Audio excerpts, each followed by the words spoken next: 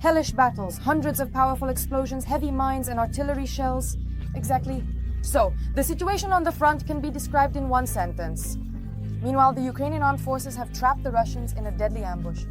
So, in Donbass, Ukrainian fighters are surrounding the enemy with huge losses for the occupiers. And what awaits them on the front lines? Next in the story.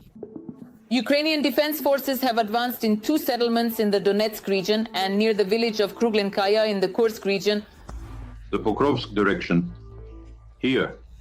In recent days, there have been a number of successful counterattacks by the Ukrainian defense forces in the area of Vodiantu. The Ukrainian defense forces managed to clear the industrial zone. Further successful actions by the Ukrainian defense forces are underway as they take control of a distant settlement. In addition to this, the successful nature of the Ukrainian counterattacks in the area of the settlement Dachinskaya. It's worth noting the successful actions of the Ukrainian defense forces in the area of Peshcha. Putin sets the task to completely capture it in the near future. Pokrovsk sector. The Kremlin dictator considers this territory an important foothold for the occupiers' subsequent offensive operations deep into the territory of Ukraine. But that's just the desire of the bunker dweller. The enemy is at risk of operational encirclement. The width of the Russian influence is up to 7 kilometers. Therefore, the Russians fully understand that in the event of further successful actions by the armed forces of Ukraine in this direction, a serious danger looms over the already existing Russian groupings with the threat of their operational encirclement. Ukrainian troops are also advancing in the Kharkiv region, having restored their positions near Krulin. Here, the tactical initiative is with the Ukrainian defense forces. There is data from objective control that indicates the advancement of the Ukrainian defense forces into deep territories by about 5 to 7 kilometers, depending on the sources of information. At this moment, we can say that the Ukrainian defense forces have taken control of a number of populated areas in the Kursk region. Moreover, the area of control of the Ukrainian defense forces has expanded by about 100 square kilometers in recent days. These are significant successes for the Ukrainian army. And what about Toretsk? I understand that the consequences of the meat assaults are becoming harder and harder to hide. The enemy has resorted to their favorite tactic, spreading fakes. This time, in their dreams, complete control over Toretsk. But in reality, Toretsk remains Ukrainian and is under the control of the armed forces of Ukraine. Over the past week, there have been repeated reports in Russian and Western media about the supposed complete takeover of this settlement. This information does not reflect the reality at the moment. The Ukrainian defense forces are holding their ground positions in the area of the control facts of Toretsk. This is the dominating height in Toretsk, and a number of other positions adjacent to it. Other positions adjacent to this industrial enterprise. Toretsk is the dominating heights that allow the armed forces of Ukraine to maintain fire control, and it lags. The area of support for the Russian occupation army, the so-called Horlivka agglomeration.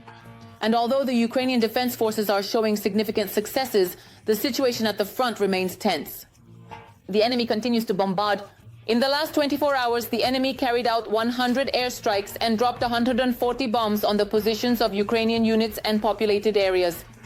In addition to this, the enemy has carried out about 6,000 shellings, including 200 from multiple launch rocket systems, and engaged 2,853 kamikaze drones. In total, 139 combat clashes were recorded in the last 24 hours. But no one left the Russians at a loss either. An additional 390 people joined the ranks of the fallen in the last 24 hours. Since the beginning of the large war, the estimated enemy losses have reached 851,880 people. Meanwhile, hellish explosions thundered in Russia. The enemy's airfields and oil depots are burning and blazing. Drones have already become a real nightmare for the occupiers. How the Ukrainian armed forces took out several key targets of the Russians, as well as dozens of their equipment at the front. Look, just a few minutes to prepare and the guys immediately get to work. PE teacher, this is an arrow, turn on tracking. Everyone knows their area of responsibility well. Success depends not only on teamwork, but also on the lives of our comrades. We need to do everything as quickly as possible because the enemy understands that too. The scouts are working, we have very little time for their preparation. So the faster we complete all of this, the better our results will be and the more likely the target will be hit. The sky has been checked, the program has been set up. Are we ready to launch without a pilot? Yes, lower the right one a bit. Right.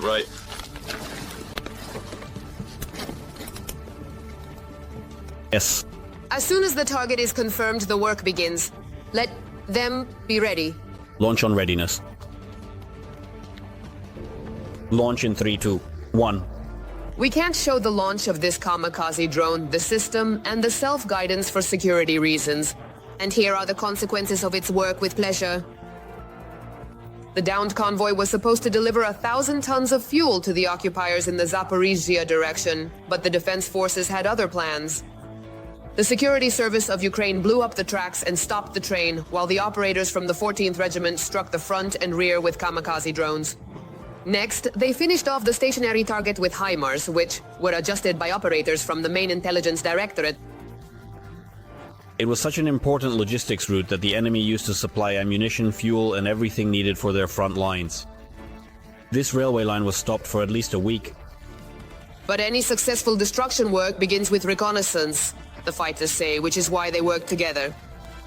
The guys from reconnaissance guide us, directing us closer to the target, allowing us to hit the target with quality illumination from the reconnaissance UAV. These guys are responsible for reconnaissance in the 14th Regiment. Our main task is to find enemy equipment, enemy personnel, and destroy them.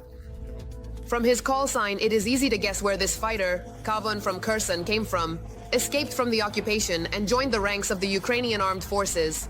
He chose drones because he says they are currently the most effective weapon.